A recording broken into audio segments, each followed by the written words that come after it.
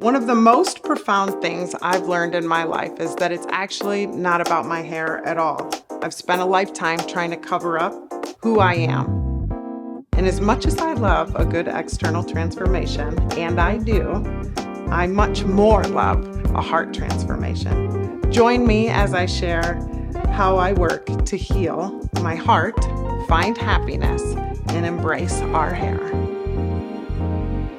Okay, you guys, it's been quite a while. I've taken a little break voluntarily because of life from It's Not About Your Hair, talking all things hair, heart, and happiness. And I'm back today with our number one guest and the only guest that's ever been on the podcast, my Sophie. So welcome back, Sophie, to the podcast. Sophie's reluctant to be here. We're in the salon. I kind of tricked her because I had a cancellation and invited her to come in to get her hair done and then roped her into filming this episode. So I got a little mic. Last time we talked, I just wanted to catch you guys up. Sophie was sharing her journey of discovery, where she was going to go. I can't remember what episode that is, but I'll try and share it with you guys. But it was a 2-part series on how to figure out where you're going when you don't know where you're headed, right? Mm-hmm. That's kind of what we talked about. Mm-hmm. And Sophie was just getting ready to leave to go wolfing. Mm-hmm. And you spent 2 months in Arizona working on a farm. Mm-hmm. And Sophie had never really left home before besides camp or whatever, but had started beauty school and dropped out of beauty school. Yep. Why? It wasn't for me. I mean, I tried my best, but I just found that it wasn't an environment that I found that I could thrive in, and that I look forward to the future in. And I respect all the people that are in the industry. It just wasn't something that I feel like fit me and my personality and my goals. And so she came home and just recap and told us, but you were afraid to tell us. Mm-hmm. Thought we'd be disappointed or upset, right? Mm-hmm. Which happens in our families a lot. And I think sometimes we get stuck in things we don't want to do because we're trying to make other people happy, right? Yeah. And it's hard to make waves or change your mind. But Sophie did, dropped out of beauty school and was like, I don't know what I want to do, but I know I don't want to do this. And I think I need to learn to get uncomfortable because in your lifetime, social anxiety and fear, would you say, have been huge parts of preventing you from doing things that you want to do? For sure. So you went woofing. What was that and how long were you gone? As worldwide opportunities on organic farms. I was gone for 2 months in Arizona.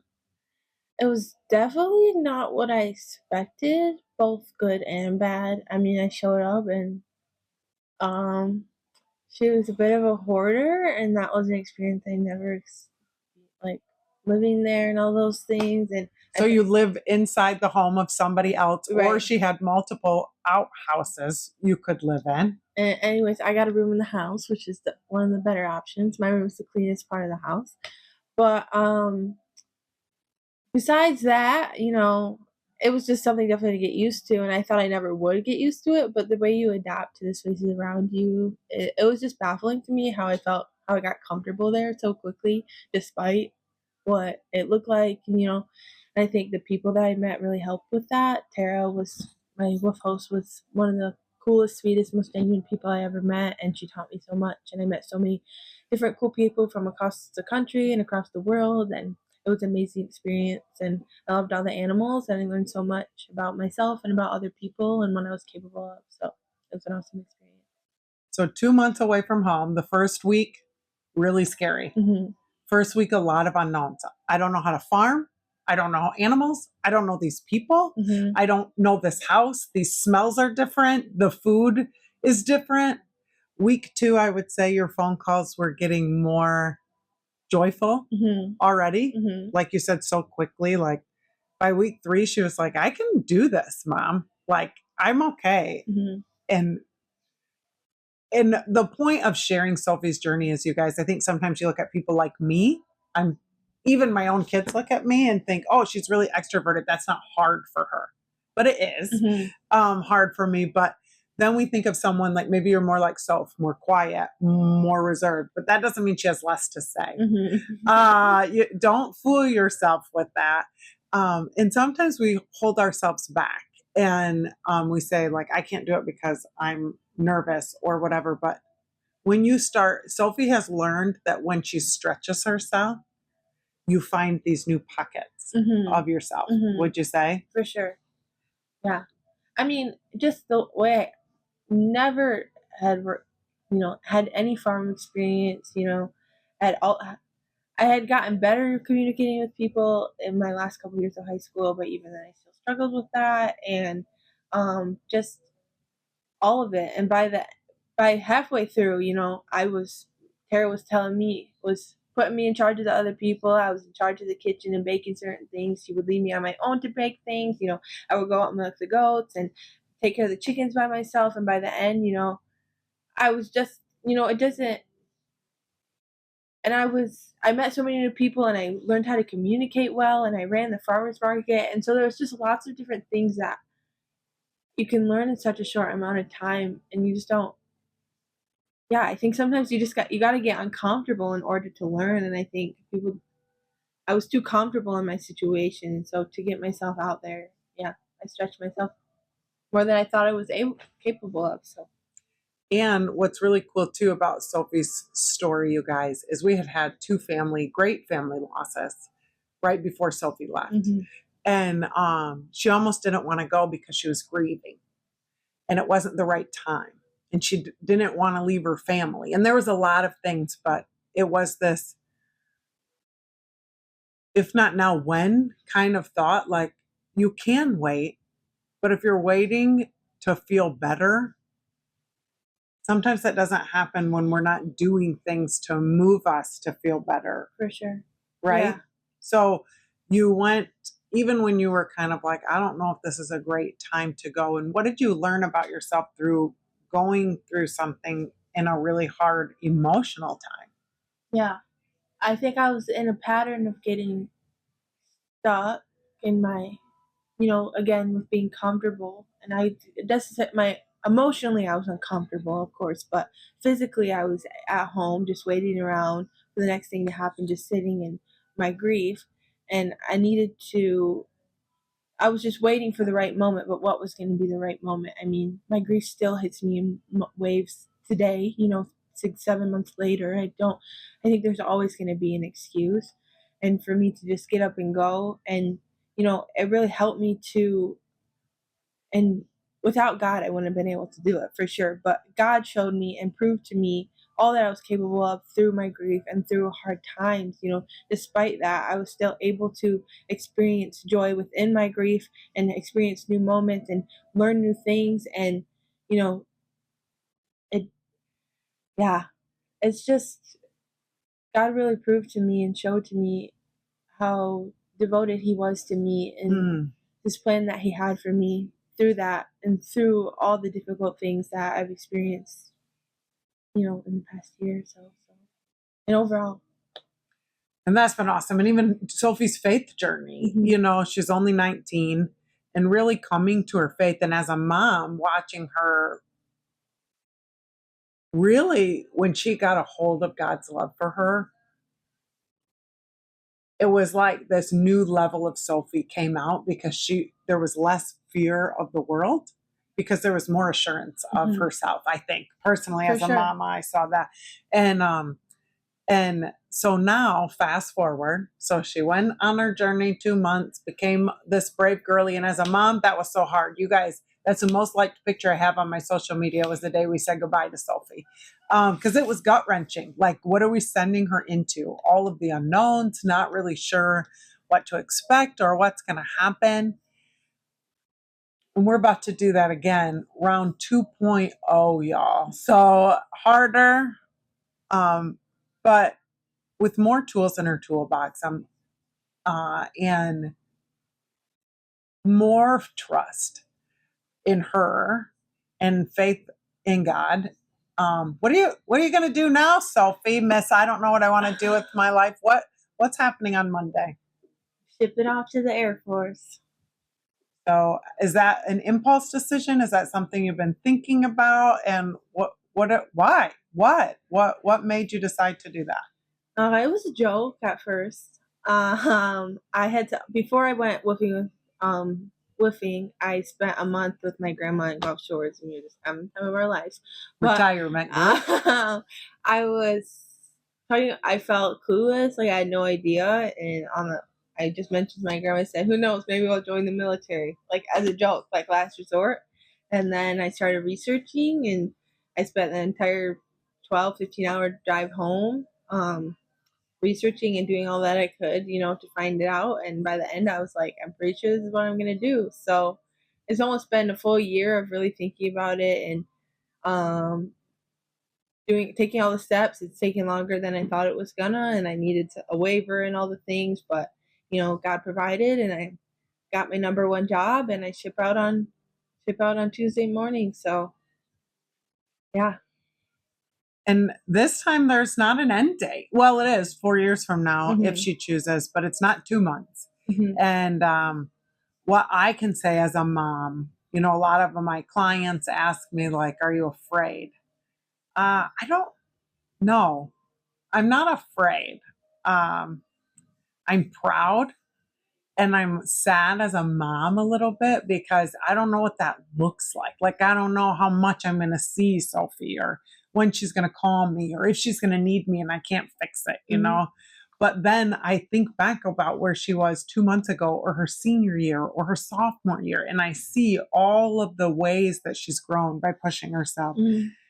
And I believe that she's called to this, whether it's this moment. And it's really cool because right now, in the political climate we're in, and so many people are in neither right nor wrong, but we're looking for a leader to guide us, and we think it's the president. And Sophie joined during an election year before she knew who was going to be president, because I think you believe Jesus is king. Is Mm-hmm. that it?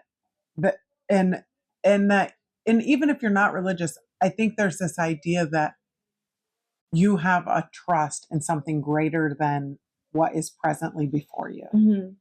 and a hope. For sure. Yeah. I wouldn't be able to do it. I don't understand. I mean, I haven't always had my faith. I grew up in the church, but I took a couple years off or so, but finding it for myself, and I don't understand how I was able to do things, you know, this is a terrifying experience. I mean, joining the military is scary. I mean, being away from my home and all the things, but I know that God will provide for me in it, and that His timing is what it's supposed to be, and that you know I just have so much hope and peace around it. And yeah, He's continued to provide for me, especially in this past couple years of my life. I felt like I haven't, everything's been up in the air. And I feel like for Him to really solidify this for me and to continue to provide me answers, and to show all the people, for Him to show me all the people that are supporting me and loving me and praying for me, it's just been really awesome. So, It has been really awesome. And I really find, and I said this last time Sophie was on the podcast, and I'd love to interview all my kids, but two of the three are reluctant. So if you'd love to be on the podcast, let me know, because what I think is that we don't need to interview a celebrity to find motivation, encouragement. We need to interview ordinary people, and we don't need to wait until we're 40 to have enough experience to lead. Sophie's leading us. One of the experiences that I had recently with Sophie that has also been a builder of my faith and character was when Sophie went out to Arizona woofing. My husband and I flew out to see her before she came home, and we spent a week, just the three of us out there, and we saw the farm. But then we went into Sedona to just spend some time together, and we went hiking. And we did this hike um, that said it was like a, a intermediate hike. Okay. And I think I'm a fit person. It's like this disillusion. Like, I think I'm way more fit than I am. I have an idea because I have bumper stickers on my car of the places that I've been, that I'm a Subaru girl. and I don't have a Subaru, I think I'm like gonna click my bike on the top of my car and like that's who I am, but it's not who I am, right? So I'm like, I think I'm fit-ish. Anyways, so we did this intermediate hike, Cathedral Rock, right? If you've ever been there. And yeah, so there was a part that said you scramble, which if you don't know hiking terms, and I didn't, it said that you would have to be on your hands and knees um, to go up. And I didn't realize that was like a straight trajectory on your hands and knees. Like I didn't realize that. And so we get halfway up and it's all right. I'm out of breath. There's lots of people. And I kept looking and seeing like there was different sizes of people. I mean, big and little. Big people going up, little people staying down. Like there was people that had their CrossFit socks on that looked like they should be able to do it, that stopped and didn't do it. There was a guy, literally no joke, that had a coffee cup with no lid on it that walked up it straight up. I still to this day don't know how because everyone else was like, wouldn't even make the hike. So my point about this was we get halfway up and there's this crack. Yeah, pretty much. Would you say a crack? A crack. So there's a landing where the rock ends, and then there's I'm going to guess a 6-inch crack that goes up, and you can't see the top of it. And it's a pretty steep slope, and you have to just use that crack to climb up to the top of that to go to the next level. And there was these very young, super fit girls that were like, we don't think we're going to do it. We're not going to do it. And I watched a couple people go up, and my heart is racing. And I'm like, there's no way in HE double hockey sticks I'm climbing up this freaking mountain. I'm not doing it. My husband, he what? He wouldn't do it. He decided it was a no for him. And that's not right or wrong. He was just like, I'm not doing it. And he's fit. He looks fit. He definitely could climb. And he's done lots of hiking in his life. He went out west. Like he's a hiker. And he said, not doing it. And Sophie, what did you do? I just went.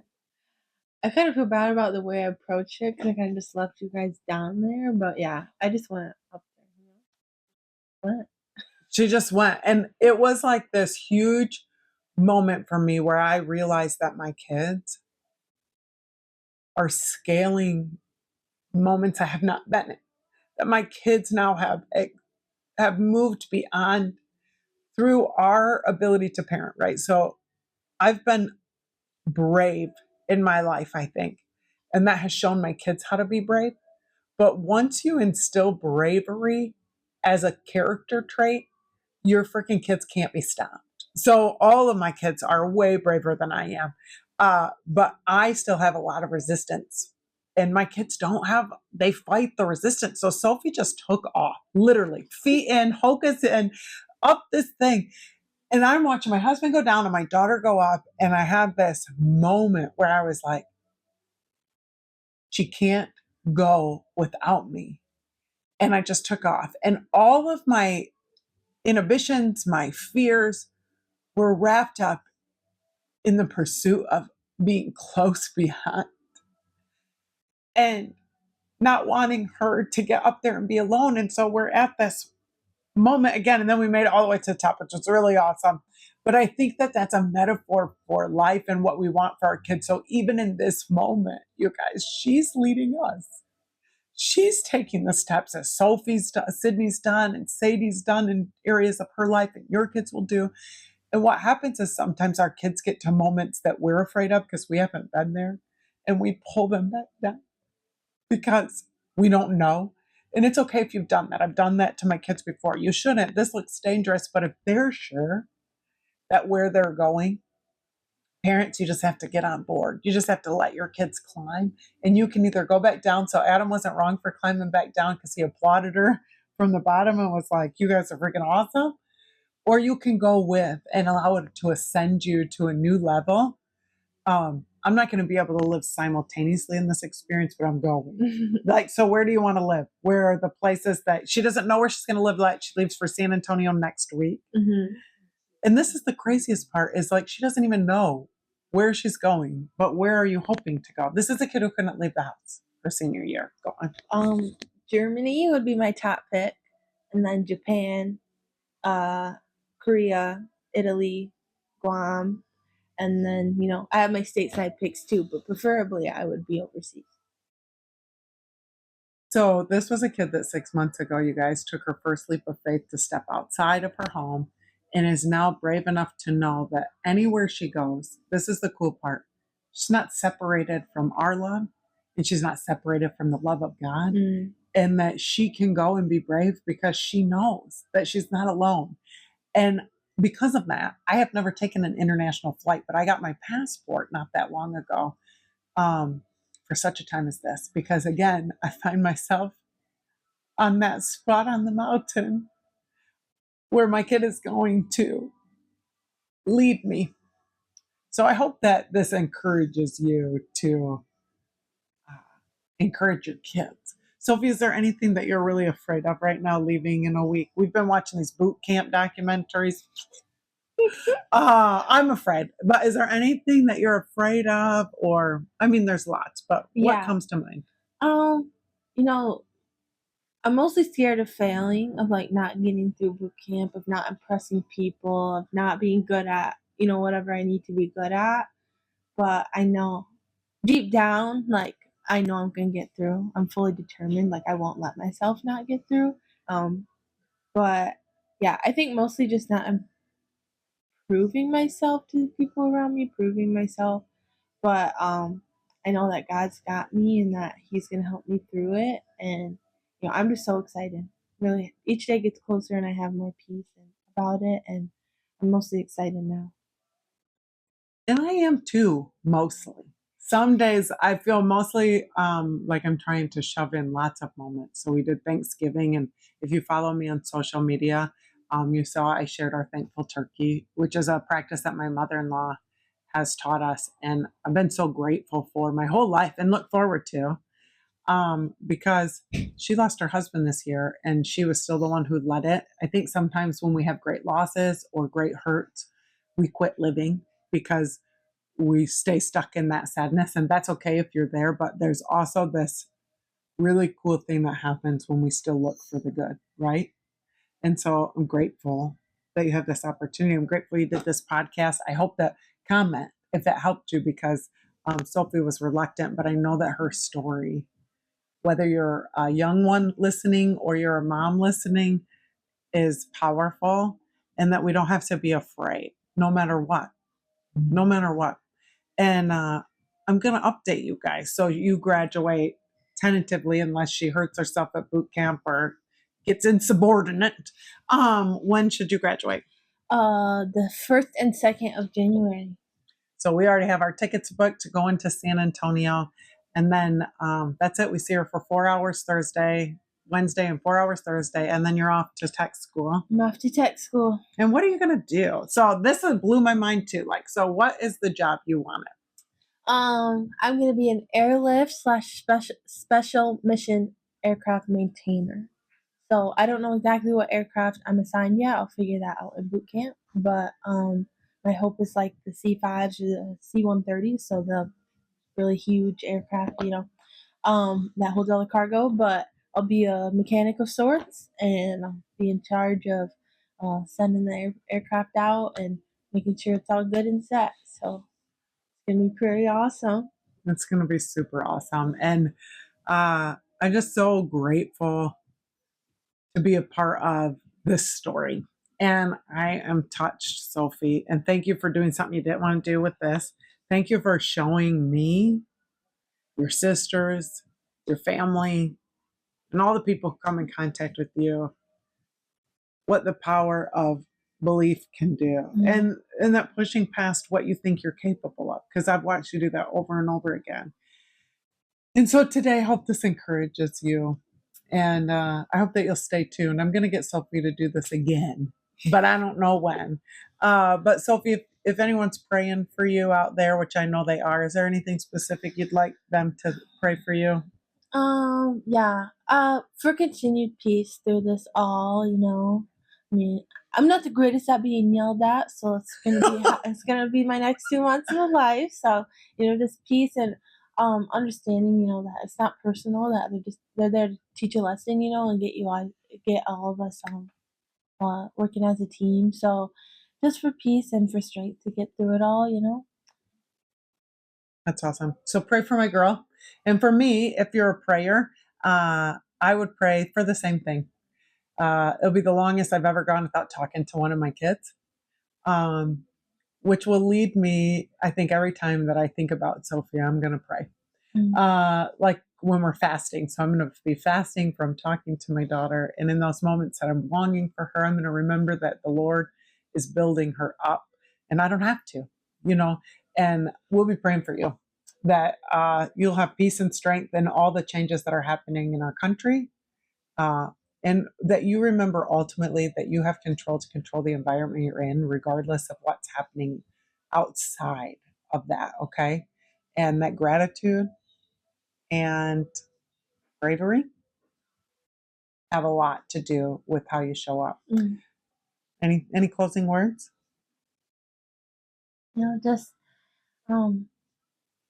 Mom told me that there's a lot of you out there, a lot of her followers are telling her, that they're proud of me and that they're praying for me. So I'm really grateful for it, and I know that it's working. So Keep it coming. So I can't guarantee I'm going to be here every Tuesday at 2. I'm working on finding a little bit of balance in my life, and this last few months have been hard for me, but I am going to commit that the podcast isn't going anywhere.